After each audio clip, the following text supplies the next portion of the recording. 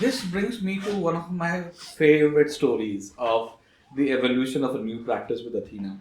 I remember we were working on a CFO search, which was mandated to us by a fund, which had recently invested in a large manufacturing organization, and the interesting situation which developed with this client was that we did three back-to-back successful hires for them for the CFO role, and as it turned out to be, none of these candidates actually joined that organization. And I was having the discussion with the managing director of the fund, and we were both very, very confused. He obviously had some question marks on us that we are not doing the thorough due diligence to the candidates, and we were very confused why it is happening, because we were doing every possible checks from our side. And when we started probing it a little more in detail, we realized that there were certain situations with the past CFO of that organization, which when these candidates actually went on ground and did some bit of a due diligence about it, they got really intimidated by the information that they received, and they all backtracked from that offer. And when we shared this finding with the fund, they were shocked, because they felt that they did every possible due diligence on the target organization before making the investment, and yet this was an information which wasn't available to them, because this was not a recorded information anywhere. So this was a thought which was kind of seeded by that client, that since you are the people on ground and you are having these conversations, perhaps there should be an exercise in an overall due diligence framework, which helps either the acquiring organization or a fund which is putting in money to understand the reputational risk that might come with an investment or an acquisition. And since these checks are very, very difficult to capture, these are not, as I said, not recorded data, but perceptions and opinions of individuals who have had any relationship with the organization, be it ex-employees, be it ex-investors, ex-board members, current board members, current employees, vendors, suppliers. This ecosystem of people who have an influence or are related to the organization have an opinion which matters. And this is a thought which triggered us to sort of set up this practice, which we've now been kind of operating for the last 7-8 years, is to help our clients which have either interest in making an acquisition or an investment in a target organization by conducting a persona due diligence, or what we call as PDD, in terms of understanding the risk that might there be with the target based on the reputation that they have. And I mean, it's been a very interesting journey, because I think we are probably the only organization, if not in the world, then definitely in India or Asia, which has a practice like this.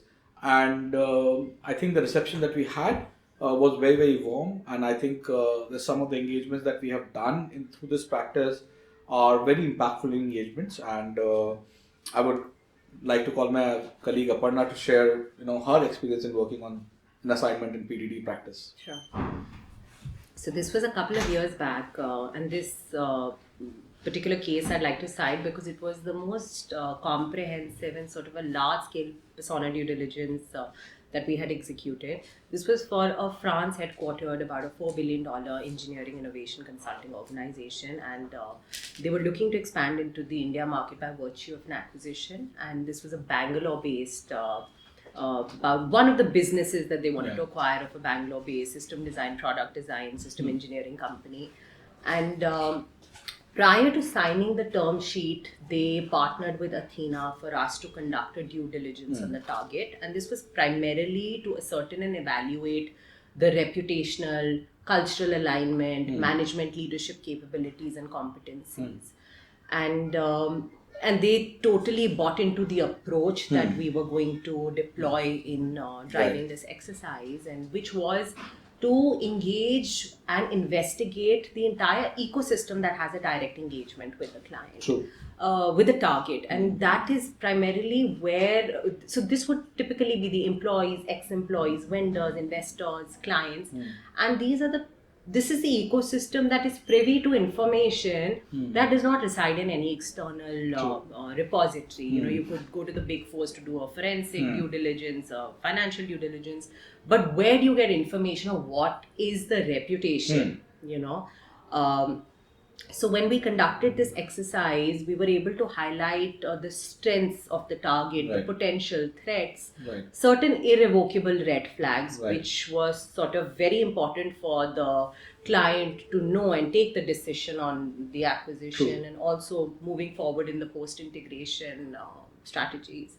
So I remember when we were conducting this due diligence, we had spoken to multiple clients, and these were very discreet and confidential checks, and we had an approval on conducting this. And we saw that we observed that the clients were very happy with the kind of service, the kind of quality, and the timely delivery the target had ensured.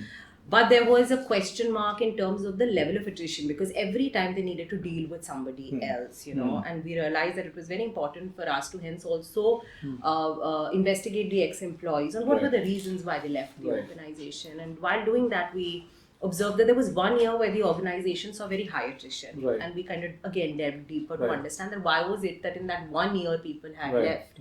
So this was a promoter-driven company, you know, led by about 2-3 promoters.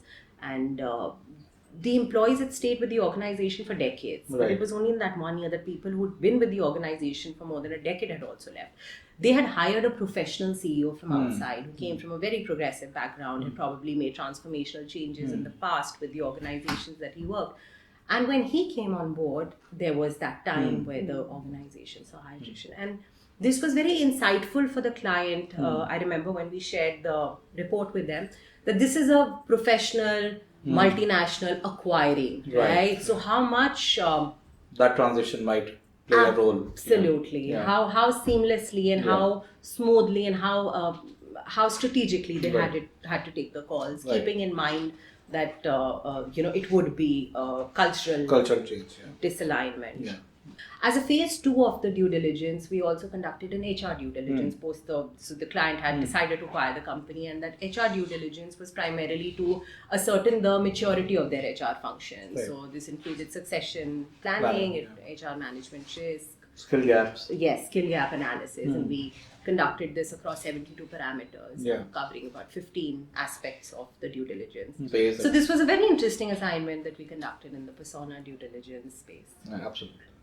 The way we are looking at this practice growth, I think, you know, in the next few years, we definitely see a lot of traction in the M&A space in India. So we are hoping that we will be doing far more interesting engagements in this space. And also a lot with the private equity ecosystem when they're looking at potential investments. Great. Thank you, Babisha. Thank you.